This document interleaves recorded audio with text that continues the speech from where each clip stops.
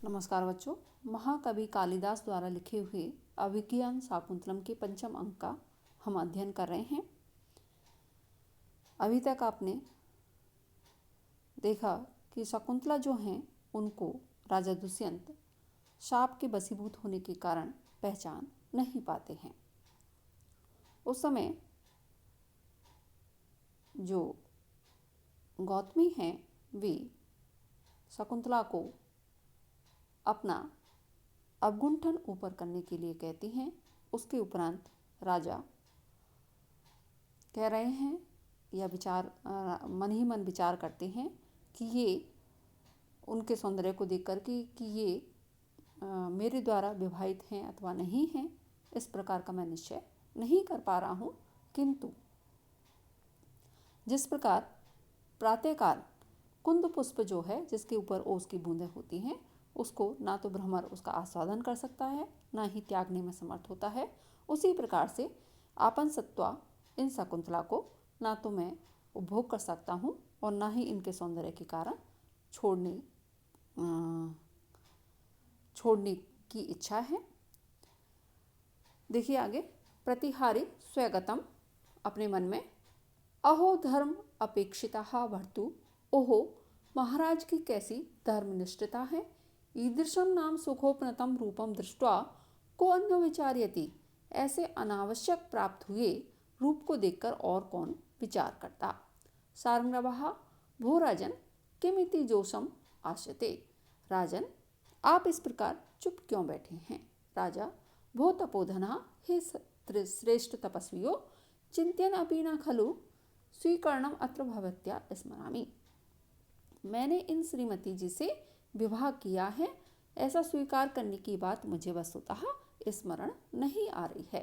तत्कथम इमाम अव्यक्त सत्व लक्षणाम प्रति आत्मनम क्षेत्रणम आशंकमानः प्रतिपश्यते, अतः गर्भिणी के लक्षणों से युक्त इसके प्रति अपने आप को क्षेत्री या पति मानता हुआ मैं इसे किस प्रकार से स्वीकार करूं। शकुंतला अपवार्य एक और मुँह करके आर्य से पर्ण एवं संदेह, जो आर्य हैं उनको महाराज को विवाह में ही संदेह, कुतः इदानीं में दुराधिरोहिण्यासा, अब मेरी महत्वाकांक्षा कहाँ। सारंगवः मातावत्, श्लोक देखिए, कृताभिमर्शाम अनुमन्यमानः सुतां त्वया नाम मुनिर्विमान्यः, मुष्टम प्रतिग्रहता स्वयं अर्थम पात्रीकृतो दस्यु इव असि येन। कृताभिमर्शाम, तुम्हारे द्वारा, मर्साम यानी बलपूर्वक उपभुक्त की हुई, सुताम अनुमन्यमानः अपनी पुत्री अर्थात शकुंतला को अनुमति देने वाले जो मुनि महर्षि काश्यप हैं, उनका त्वयाभिमान्य नाम, तुम्हारे द्वारा अपमान करना चाहिए, अर्थात तुम्हारे द्वारा इस तरह अपमान नहीं किया जाना चाहिए। येन मुष्टम स्वयं अर्थम प्रतिग्रहता, जिसने चुराए हुए अपने धन शकुंतला को तुम्हें दस्यु एव पात्रीकृतः असि, तुम्हें समर्पण करते हुए चोर के तुल्य तुमको योग्य पात्र बना दिया। सारंगव जो हैं वे क्रोधित हो जाते हैं और वो कह रहे हैं कि वस्तुतः बलपूर्वक जिसकी पुत्री के साथ तुमने इस तरह का अनुचित कार्य किया और उसके पिता के द्वारा जिसको स्वीकृति प्रदान की गई, ऐसे मुनि का तुम्हारे द्वारा अनादर ही किया जाना चाहिए, अर्थात इस तरह से अनादर किया जाना उचित नहीं है। जिस तरह से कोई चोर धन को चुरा लेता है और फिर जो जिसके यहाँ चोरी हुई है वो कहता है कि नहीं, तुम्हें उसको वो देते हुए कहता है कि नहीं, तुम इस धन को अपने पास रखे, और उसे क्या बना दिया जाता है, योग्य पात्र बना दिया जाता है। इसी तरह से तुम्हारे साथ किया गया है तो तुम इसके पात्र नहीं हो, या तुम्हारे द्वारा यह उचित कार्य नहीं किया जा रहा है। एक बार अर्थ देखिए। कृताभिमर्शाम, तुम्हारे द्वारा बलपूर्वक उपभुक्त की हुई, सुताम अनुमान्य मानः, अपनी पुत्री शकुंतला को अनुमति देने वाले, मुनि त्वयाभिमान्य नाम, मुनि जो हैं उनका वस्तुतः तुम्हारे द्वारा अपमान करना चाहिए, अर्थात अपमान नहीं करना चाहिए। ये मुष्टम स्वयं अर्थम प्रतिग्राह्यता, जिसने चुराए हुए अपने शकुंतला रूपी धन को तुम्हें समर्पण करते हुए, प्रतिग्राह्यता तुम्हें समर्पण करते हुए, 10वीं एक पात्रीकृता असी, चोर के तुल्य तुम्हें सुपात्र बना दिया गया है। टिप्पणी देखिए। धर्म अपेक्षिता, धर्म का विचार रखना। धर्मम अपेक्षते विचार्यति इति धर्मापेक्षा, ताच्छल्य अर्थ में ऋणी तस्य भाव से। जोसम, क्यों चुप बैठे हैं। अभिव्यक्त सत्वा, जिसमें गर्व के चिन्ह दृष्टिगोचर हो रहे हैं। राजा के कथन का भाव है कि यदि यह गर्वणी न होती तो मैं इसके रखने का विचार कर सकता था। यह गर्व मुझसे नहीं रहा है, अतः इसको स्वीकार करने पर इसका पुत्र मेरा औरस पुत्र नहीं होगा, अपितु क्षेत्रज पुत्र होगा। क्षेत्रिणम, क्षेत्री अर्थात पति। इसका भाव यह है कि जिस प्रकार किसी के खेत में कोई दूसरा बीज बो दे तो अनाज उसका होगा जिसका खेत है, भले ही बीज उसने नहीं बोया है। उसी प्रकार स्त्री को क्षेत्र माना गया है, उसमें पर पुरुष ने गर्भाधान किया है, पर पुरुष से बीज होने पर भी वह संतान वधू के पति की मानी जाएगी। यह संतान औरस न होकर क्षेत्रज होगी। अतः राजा का भाव है कि पर पुरुष से गर्भिणी, इसको मैं अपनी स्त्री कैसे मान लूँ। पाठ में क्षेत्रीयम है, क्षेत्रीय का अर्थ है पर स्त्रीगामी। इसका अभिप्राय यह होगा कि मैं अपने आप को पर स्त्रीगामी मानकर कैसे इसे पत्नी रूप में स्वीकार कर लूँ।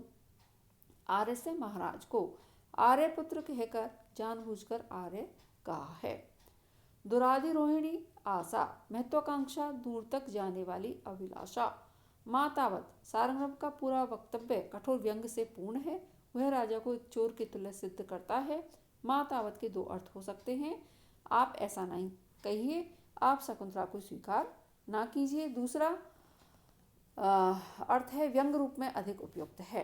कृताभिमर्शाम, जिसके साथ तुमने बलात्कार किया है। अभिमर्श, बलात्कार, संभोग। कृतः अभिमर्शा, यस्या ताम, बहुब्रीहि समास है। अनुमन्यमानः, तुम्हारे गांधर्व विवाह को स्वीकार करने वाला। विमान्य, ऐसे मुनि का तुम अवश्य अपमान करो। यह व्यंगपूर्ण वचन है। इसका अर्थ माँ तावत को लगाने से होगा कि तुम ऐसे ऋषि का अपमान मत करो। मुष्टमर्थम, जैसे चोर को ही चोरी का माल दे दिया जाए, वैसे ही चोरी का माल अर्थात शकुंतला को उन्हें तुम्हें सौंप दिया है। 10वीं एव, तुम वस्तुतः चोर हो अर्थात धूर्त और बेईमान हो। पात्रीकृतोऽसि, उन्होंने भला आदमी समझकर तुम्हें शकुंतला दी है, तुम उनकी सज्जनता का अपमान करो। यह तुम्हें उचित है या उचित नहीं है। सारद्वतः, सारद्वत, सारंगम बिरम तो इदानीम, सारंगम तुम अब चुप रहो। शकुंतले वक्तव्यम उक्तम अस्माभिः, हमने अपनी बात कह दी। सोयम अत्र भवान एवं आहा, अब तुम ही इनसे कुछ कहिए। दियताम अस्मै प्रतिवचनम, इनको विश्वास दिलाने वाला कोई प्रत्युत्तर दो। शकुंतला अपवार्य, एक और मुँह करके, इदम अवस्थान्तरम गते तादृशे अनुरागे किं वा स्मारितेन, इस प्रकार की अवस्था को प्राप्त हुए उस प्रकार के अनुराग को किस तरह से स्मरण कराया जाए या कराने से क्या प्रयोजन। आत्मदानिम में सोचनीय इति व्यवसितम एतत्, आज मैं इस प्रकार से सोचनीय हो गई हूँ। प्रकाशम, स्पष्ट में आर्यपुत्र इति अर्धोक्ते, ऐसा आधा कह करके। संस्कृत इदानीम पढ़ने न समुदाचारः, इनको पढ़ने में या विवाह में ही क्या है संशय है, तो इस प्रकार का संबोधन उचित नहीं होगा। पौरव, न युक्तम नामते तथा पुर आश्रम पदे स्वभाव उत्तान हृदय इमं जनम समय पूर्व प्रतारे ईदृशे अक्षरे प्रति आख्यातुम। पौरव, हे पुरवंशी, न युक्तम नामते तथा, तुम्हारे द्वारा इस तरह से उचित नहीं है जिस प्रकार पहले आश्रम भूमि में स्वभाव से ही निष्कपट हृदय उस व्यक्ति को मुझे शपथ पूर्वक ठग कर इस प्रकार के वाक्यों से उसका निराकरण या निषेध करें। राजा कर्णों पिधाए, कानों पर हाथ रख करके या कानों को ढक करके। शांतम पापम, पाप शांत हो। श्लोक देखिए।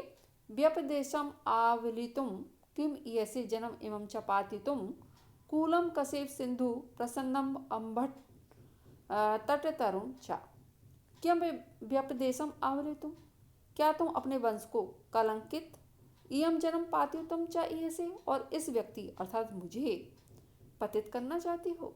कूलम कसा सिंधु प्रसन्नम अम्बा तट तरुण चा एव, जिस प्रकार किनारों को तोड़ने वाली नदी स्वच्छ जल को कैसा कर देती है, मलिन कर देती है, और किनारे के वृक्षों को तोड़ देती है।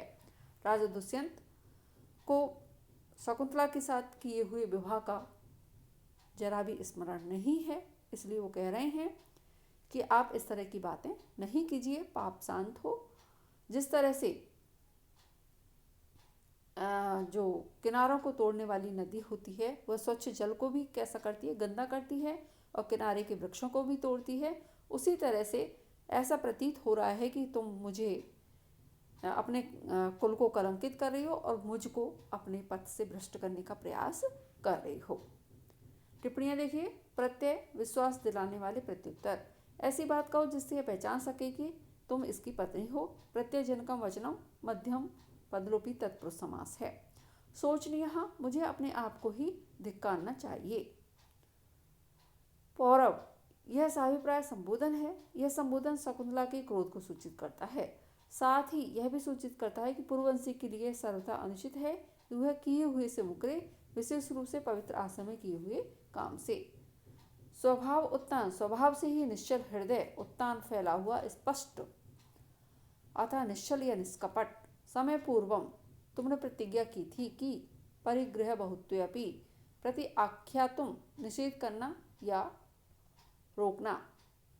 शांतम पापम, पाप शांत हो अर्थात ऐसा न हो। व्यपदेशम, अपने वंश या कुल को।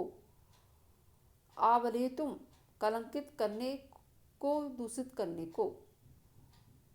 पातितुम, मुझे पतित करने को। कूलम कसा, किनारे को तोड़ने वाली। कूलम कस्तिति, यहाँ पूर्वार्ध में समुच्चय अलंकार है। शकुंतला, भवतु यदि परमार्थता पर परिग्रह संकीर्णाः त्वया एवं वक्तुं प्रवृत्तं तद अभिज्ञानेन अनेन तव आशंकाम अपनेष्यामि। अच्छा, यदि वस्तुतः मुझे पराई स्त्री समझकर आप ऐसा कह रहे हैं तो मैं इस अभिज्ञान की या पहचान की अंगूठी को आपके संदेह की निवृत्ति हेतु दिखाती हूँ। राजा उदारा कल्पा, उत्तम प्रस्ताव है। शकुंतला मुद्रा स्थान परामर्श्य, अंगूठी के स्थान को छूकर हाधिक, अरे अंगुली शून्या में अंगुली, मेरी अंगुली जो है अंगूठी से रहित है। इति सविषादम गौतम अवेक्षते, इस प्रकार विषाद पूर्वक गौतमी को देखती हैं। गौतमी, नूनम ते शक्रावतार अभ्यंतरे सचि तीर्थ सलिलम वंदमानाया प्रवृष्टम अंगुलिकम, अवश्य ही शक्रावतार तीर्थ में सचि तीर्थ के जल की वंदना करते हुए अंगूठी गिर गई है। राजा सस्मितम, मुस्कुराते हुए, इदम तत्प्रत्युपन्नमति स्त्रणम इति यत् उच्यते, यह वही बात है जिसके लिए कहावत है कि स्त्रियां कैसी होती हैं, प्रत्युत्पन्नमति होती हैं। शकुंतला, अत्र तावत विधिना दर्शितम प्रभुत्वम अपरमते कथिष्यामि, इस विषय में भाग्य ने अपना बल दिखा दिया, मैं दूसरी बात तुमसे कहती हूँ। राजा, श्रोतव्यम इदानीम समृतम, अब सुनना ही रह गया है। शकुंतला, ननु एकस्मिन् दिवसे नवमालिका मंडपे नन्नीपत्र भाजनगतम उदकम तव हस्ते सन्निहितम आसीत्। एक दिन जब हम दोनों चमेली के मंडप में थे, उस समय कमल पत्र के दोने में रखा हुआ जल आपके हाथ में था। राजा, शृणोमः तावत्, हाँ सुन रहा हूँ, आगे कहिए। शकुंतला, तत्क्षणे सा में पुत्रकृत को दीर्घ अपांगो नाम मृगपोतक उपस्थिता, उस समय पुत्रवत पाला हुआ मेरे दीर्घ नेत्रों वाला मृग का बच्चा उपस्थित हुआ। त्वया अयम तावत् प्रथमं पिबतु इति अनुकंपिनो उपछंदित उदिकेन, तुम्हारे द्वारा पहले ये जलपान करेगा, इस तरह से उसको जलपान कराया। न पुनः ते अपरिचयात हस्तात अभ्याम सम उपगतः, किंतु आपसे परिचित न होने के कारण उसके द्वारा आपके हाथ से जल नहीं लिया गया। पश्चात तस्मिन् एव मया गृहीते सलेन अनेन कृतः प्रणः, बाद में मेरे द्वारा जल पिलाए जाने पर उसके द्वारा इस तरह से प्रणय किया गया। तदा त्वम इत्थम प्रहसितो असि, तब तुम्हारे द्वारा इस तरह से मजाक किया गया कि सर्वगंधेषु विश्वस्ति, सभी अपने व्यक्तियों पर ही विश्वास करते हैं। दो अपि अत्र आरण्यकौ इति, दोनों ही यहाँ पर क्या हैं, जंगल में निवास करने वाले हैं या तपोवन में रहते हैं। राजा एवं आदि भी आत्म कार्य निवर्तनी नाम अनृतमय वांग मधुरा भी आकृष्टि विषय ने, अपने परार्थ को सिद्ध करने वाली स्त्रियों के इस प्रकार की झूठ के भरे हुए मीठी वचनों से विषयी लोग जो हैं वही आकृष्ट होते हैं। गौतमी, महाभाग न अर्हसि एवं मंत्रितुम, महोदय आपको ऐसा कहना उचित नहीं है। तपोवन संवर्धितो अनभिज्ञो अयम जनः कैतवस्य, तपोवन में पाला पोसा हुआ यह व्यक्ति इस प्रकार के छल प्रपंचों से क्या है, अनविज्ञ है। राजा तापस वृद्धे, ताप से वृद्धः, श्लोक देखिए। स्त्रीणाम अशिक्षित पटुत्वम अमानसिषु संदृश्यते किम उतिया प्रतिबोधवत्याः प्राग अंतरिक्ष गमनात् स्वयं अपत्यम जातम अन्यै द्विजै परिवृता खलु पोषयन्ति। स्त्रीणाम अमानसिषु, जो स्त्रियां हैं उनमें या स्त्रियों में जो मनुष्य जाति से भिन्न स्त्रियां हैं, अमानसिषु भिन्न स्त्रियां हैं। अशिक्षित पटुत्वम, बिना शिक्षा के भी पटुत्वम संदृश्यते, जो चतुरता है वह देखी जाती है। या प्रतिबोधवत्या, जो ज्ञान से संपन्न है। तासाम किम, उनका तो कहना ही क्या। राजा दुष्यंत कह रहे हैं कि स्त्रियां जो हैं वह स्वभाव से कैसी होती हैं, कुशल होती हैं, चतुर होती हैं, और स्त्रियों के अतिरिक्त जो अमानवीय स्त्रियां हैं उनमें भी इस तरह की चतुरता देखी जाती है। और जो अशिक्षित हैं उनमें ही चतुरता देखी जाती है, तो शिक्षित हैं उनका तो कहना ही क्या। परवृता खलु अंतरिक्ष गमनात्, जो परवृता है अर्थात जो कोयल है वह अंतरिक्ष गमनात् प्राग, अंतरिक्ष में या आकाश में उड़ने की सामर्थ्य से पूर्व स्वयं अपत्य जातम, अपने बच्चों को अन्य द्विजै पोषयन्ति, अन्य पक्षियों अर्थात जो कौवा है उसके द्वारा पालन करवाती है। ऐसा कहा जाता है कि जो कोयल है वह कभी भी अपना घोंसला नहीं बनाती है, और कौए और कोयल का जो अंडे देने का समय है वो एक ही है। तो वो क्या करती है कि जो कौवी है उसमें जाकर के उसके अंडों को तोड़ देती है और अपने अंडे वहाँ पर रखाती है। अंडे जो हैं उनका रूप एक सा होता है, तो जो कौवा है वह अपने अंडे समझ करके उनको क्या करते रहते हैं, सहते रहते हैं। और जब उसमें से बच्चे निकल के उड़ने लायक होते हैं, क्योंकि कोयल और जो कौवा है उनके बोलने से ही पता चलता है कि ये कोयल है अथवा कौवा है, तब तक वो उड़ जाते हैं, इसलिए उसको परभृत अर्थात दूसरों के द्वारा पाला हुआ इस तरह से कोयल को कहा जाता है। टिप्पणियां देखिए। तापस वृद्धे, वृद्ध तपस्विनी, वृद्धः तपस्वी, कर्मधारय समास है।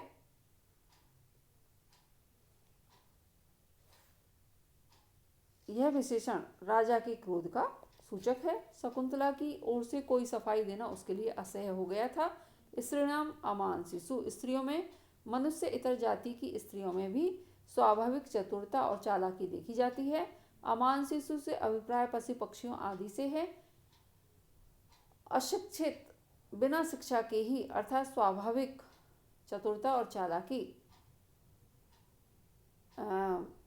प्रतिबोधवत्या, ज्ञान संपन्न, प्रतिबोध ज्ञान या वृद्धि, सुशिक्षित स्त्रियों का तो कहना ही क्या। अंतरिक्ष गमनात्, आकाश में उड़ने की शक्ति होने तक। अंतरिक्ष अंतः द्यावा पृथिव्यो मध्य ईक्षते इति। अंतर्धन ईक्ष धन घय, ई को छांदस ह्रस्व से जो द्युलोक और पृथ्वी के बीच में दिखाई देता है। अंतरिक्षाणि यस्य तत् प्रसोदरादित्वात् साधु, जिसके मध्य में नक्षत्र है। अपत्य जातम, बच्चों को। जात का अर्थ समूह भी है, द्विजयी पक्षियों से। यहाँ कौओं से अर्थ है। परवृता कोयल, परिवृता कौओं से पाली हुई। लोक श्रुति है कि कोयल अपने बच्चों के लिए कोए के घोंसले में छोड़ देती है और कौआ अपना बच्चा समझकर उन्हें पालता है। कोयल के बच्चे उड़ने के योग्य होते हैं, वहां से उड़ जाते हैं, अतः उन्हें परवृत कहते हैं। इस श्लोक में अप्रत्यक्ष रूप से शकुंतला की उत्पत्ति की ओर भी संकेत है।